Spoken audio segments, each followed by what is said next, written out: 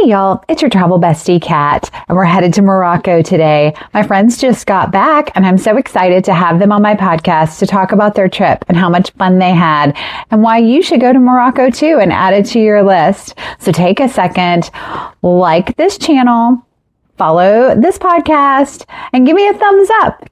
Let's go. All right, Morocco Yeah. podcast. One of us is from outer space, one's in San Francisco. A tour at home. This is fabulous. Okay. So this is your travel bestie Kat, and you guys went to Morocco. So was this Hanna's idea, and did she talk everyone into it? Of course she did. Of course she did. How did you pick Morocco, Hanna?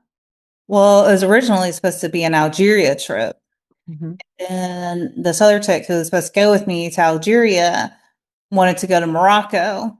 And then we're doing an Algeria trip. And so I planned for Algeria and Morocco. Well, while planning for Algeria, kind of find out you can't get a visa unless you go to a US embassy. Oh. And there's only three in the United States. Or you have to mail off your passport, and you don't get it back for like up to 3 weeks. So that was definitely something we weren't going to do for Algeria. Algeria still doesn't do e-visas like most people in the world. And anyway, so Algeria was off the table, and then so we started planning just for Morocco. And then it ended up her schedule and my schedule didn't mesh, but I still wanted to go. So I started researching anyways, because I had already been contacting this Morocco travel agency, the one that Yusuf works for. And so what's cool about that travel agency, you can change to whatever you want, however many days, different places you want to go. You don't have to stick to their schedule. And they're very easy to communicate with and everything. So anyways, going to go to Morocco, and then Bonnie, who's not on this podcast, came to my house, and I was telling her I was going to Morocco, and she said she wanted to go. I'm like, okay. And during this time, I had hit up Carlos because Carlos is my international travel buddy because we had already done Albania, and I hit him up, and he said that he was interested. I'm like, all right, so that was two people right there. Kat couldn't go, just putting it there. And then Rachel and I were at a birthday party, and I was telling Rachel about my Morocco trip, and she said she was interested. So included her into the emails, and that's pretty much how it all got started. Nice. Okay, what did you guys expect Morocco to be like versus what was it actually like? Did you have any preconceived notions, Rachel? I thought it was going to be a lot more desert, a lot more people crowded together, and a lot more people like dressed in, and I don't know what the correct word is, but in the robes that go to their ankles than just regular clothing. And so were they more in regular clothing than traditional garb? I thought so. At least in the cities, it was a lot more, um, pants and shirts. I mean, the women were still in dresses, and again, I don't know the correct terminology for their what they wear. Um, but it was more like you would see in any kind of city. So I was surprised at that. That's cool. How about you, Hannah? Did you have any preconceived notions? Everywhere I read, I mean, I knew that they mostly spoke Arabic. And I guess it just makes sense that half of them speak French. Well, most of them speak French and Arabic.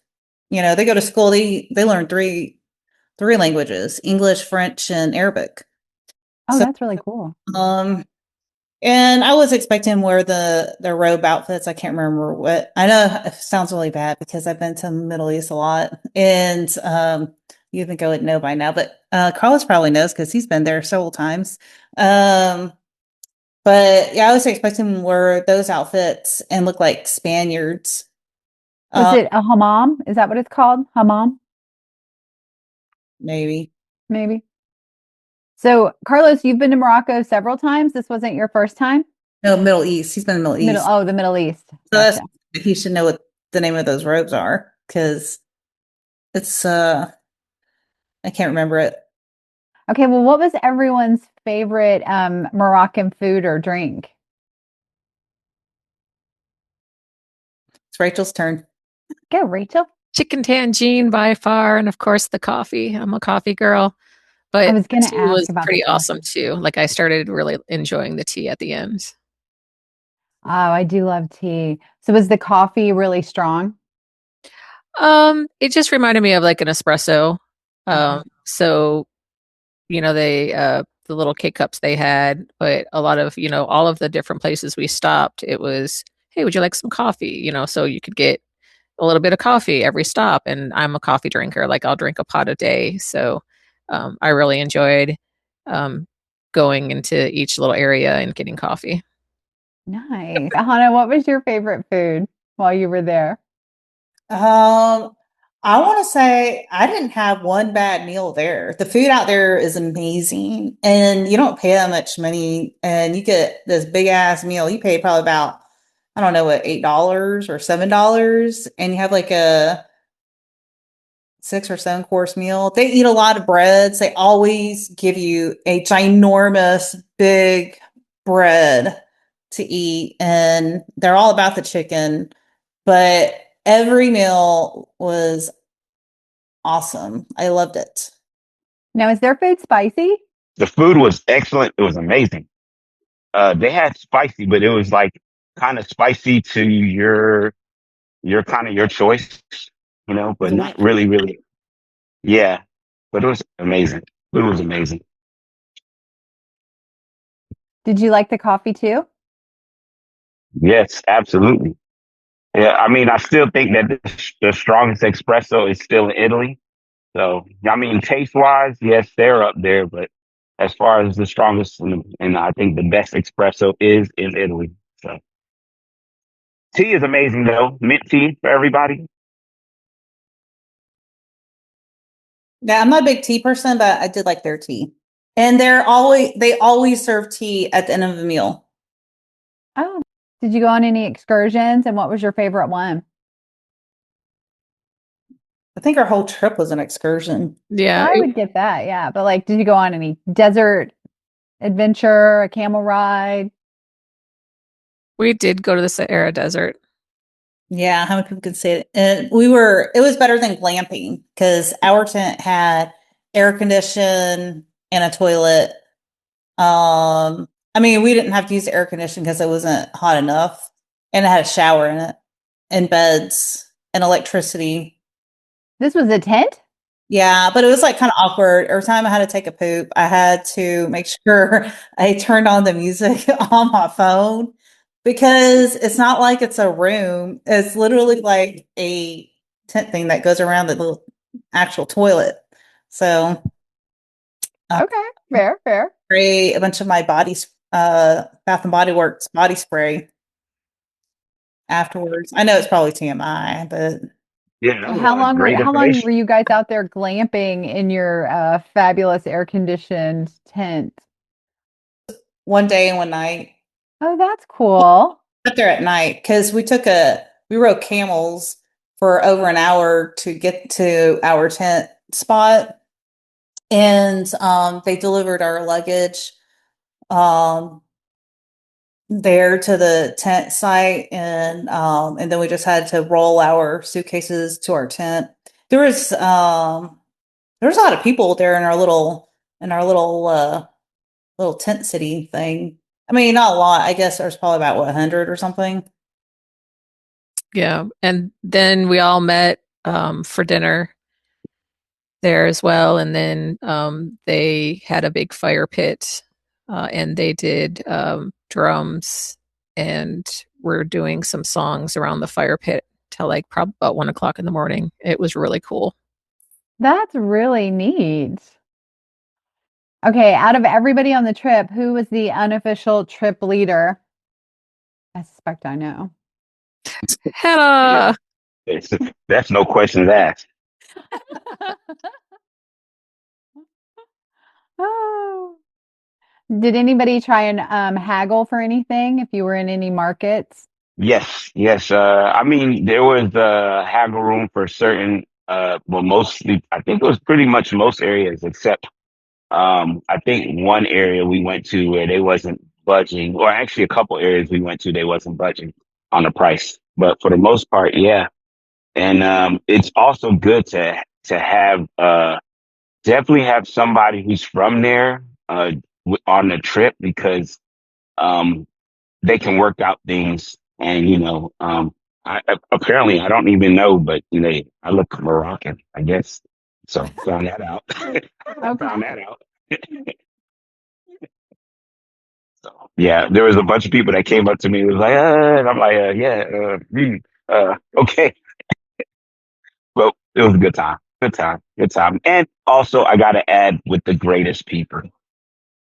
Yes, the greatest people. All y'all. Hmm. Aw. Yeah, I think our group, like, we got along really well. Me a couple times, pretty sure Carlos wanted to kill me, Oh but yeah. It should add the famous picture of us joking. with, under But the heart. yeah, and I think what made the trip like the best is that we hit all the major cities in Morocco, and it was easy for us because we went to that travel agency. I can't remember what they're called. Morocco Fabulous Travel. And Yusuf is our driver, and he spoke perfect English, speaks obviously perfect Arabic and French. And when he told us, asked us about haggling, he would tell us, like this is what you usually would tip, if you tip anything more than this, it's a lot. And he would also help us haggle. Oh, So nice. I mean, obviously, we're not going to get a price as low as a Moroccan, but I mean, still lower than a regular. Like if we would have just gone there by ourselves, tourist person, using Google Translate. Hmm. So would you definitely recommend using him and this company for a guided tour as opposed to trying to navigate it on your own? 1000%. I would definitely. I mean, Um, Absolutely. sorry. Especially because, like when we're in the different areas, he's like, we're going to be going to where these carpets are made, or we're going to be going to where the pottery is going to be made. So hold off and get it at the source, because you can haggle the prices better, but you also know that it's authentic. Where if you go to like say Casablanca and you buy something, you may not, maybe you're getting it from made in China. You don't know, and so it's better to go to the actual place where everything is made, in order to get something that's authentic to bring I home with love you. that. And you'd only know that if you were with a local, right? With a Right, guide. right. That and the driving. I mean, they drive completely differently over there, and so I liked not having to worry about driving or the traffic or any of that. Just being taken care of from point A to point B, and it was amazing. That travel agency was phenomenal. Who took 7,000 photos? Carlos. He was your official photographer for the trip. Mostly. Okay. Who was always running late? Carlos. Anna, Oh, Anna. bullshit. You're such a liar. Your shirt. That's Hey, what would you do? That's not what Jesus wouldn't lie. Admit your sins. And he's active duty. I just want to also put that out there. Okay. Was there one moment that made you stop and think, wow, I can't believe we're really here? Something that was just so spectacular? yeah, the whole trip. I think the one thing that like I told Rachel this, and well, yeah, I told Rachel this that you will never be able to capture on a camera what your eyes see. So you have to go and experience it yourself. You have to. But every single thing from the details to the mosque and everywhere and the meaning and plus every little cobblestone that they put together to make whatever everything the whole country pretty much is amazing. Is amazing. It's a lot of culture. It's a lot of details, agriculture too as well. When you go to every different city, does something. and they do trade amongst their own country. So it's very rich. The country is very rich within itself. And that's what makes it like, it makes us think like we get all this stuff and, we got seedless watermelons and all that stuff like that. And, but I know one thing when we went there, we ate and everything else like that. I got sick when I came back. Yeah, I did. And I don't know if it's because I ate good, clean food and then came back here and well, I can't say anything and I don't really want to talk about the company that I ate because I don't want to put nobody under the bus. But yep, I did eat fast food and I got sick immediately. Had food poisoning. When I got to the States. Yeah. None of us got sick in Morocco. Huh? No, none of us. Not in Morocco after coming back. Yeah. So I think the food over there was very clean, very, very clean, fresh. Yes. And they always were making like everything was made fresh. Like you're not getting any, leftovers for yesterday. They make everything fresh. So it's amazing. That might be why you got sick. Yeah. When you came back, you just got so used to that. And then things here are so processed, Yes, absolutely. It is. It is. Anything funny happen on the trip? I think every day was an adventure, especially with our group. This is just every day we always had something to laugh about. Even me falling asleep in a van. I mean, simple things.